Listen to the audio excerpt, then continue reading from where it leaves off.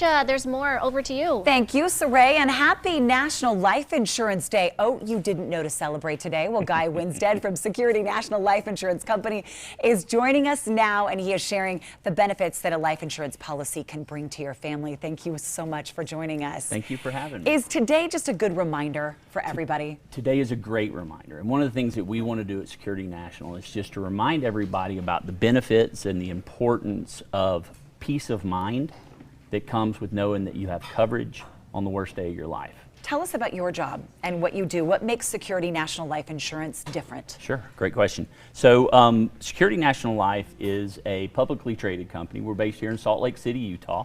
We were founded in 1965, so we've been around a while. I am a third-generation funeral director. I don't know if you caught the accent, but from the South, live outside the greater New Orleans area.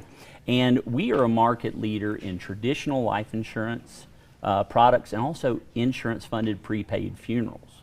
It's important that we offer a various assortment of product offerings and placements because everybody has different wants and needs. Guy, how important is life insurance and how many of us have it?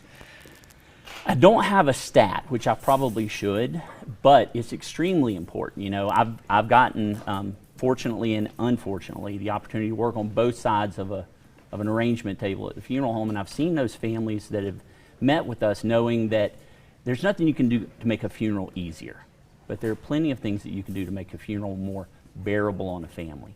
And when it comes time to make those final arrangements and then have to look around and figure out how in the world are we going to pay for this, that just adds an extra layer of sorrow and grief onto the process. You brought up family. Should one person in the family have life insurance, or if you're in a couple, or should both? Both. Both need coverage. Unfortunately, 9 times out of 10, a husband passes before his wife, so we're typically meeting with the widow, but everybody needs insurance. You know, we're not promised tomorrow. We're talking to women out there. Yeah. We have a lot of great women viewers. Absolutely. And women, absolutely, you need life insurance as much as the man in your life, or is this different for women? You know, it's not different for women. The process is still the same, the need is still the same, the coverage is still the same. Whether you choose, there's an assortment of product offerings that companies that we offer. One is traditional life insurance, small face, whole life, where you pay on it for the rest of your life. One is insurance-funded prepaid funerals. We actually go and purchase a funeral at the funeral home or a mortuary, as we call that here on the West Coast, mortuary that you want to use, and they freeze the cost, and then you figure out ways to pay over time. How do you respond when people say to you, I just don't want to think about things like that? I just am not ready to talk about things like that. Completely understandable. Nobody is really anxious to do. It's not like we're celebrating a party or a wedding. Unfortunately, it's the one inevitability.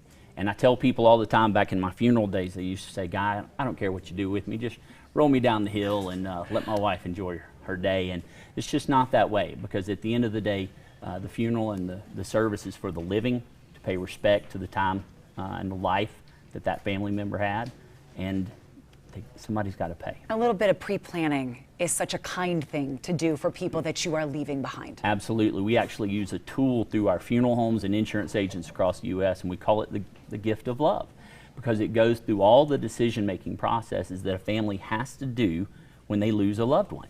We just try to gather it under normal circumstances ahead of time, when it's just much easier and much more bearable to do. Let me ask you this, at what age should you start looking at life insurance? That is a great question. Since COVID has come upon us, one of the facts that we've learned rather, is that there's been a huge surge in under 40 insurance protection. You know, usually it was that 50 and older, 60 and older, 70 and older consisted of a large majority of the population covered by insurance, but you know, under 40, they were 10 feet tall and bulletproof.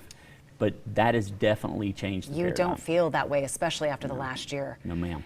So there are a lot of different options, everybody. You can see those. I'm glad you brought those in front of us, too. If you have questions, they have answers. SecurityNationalLife.com is the website. You can also easily call that 1-800 number right there on your screen.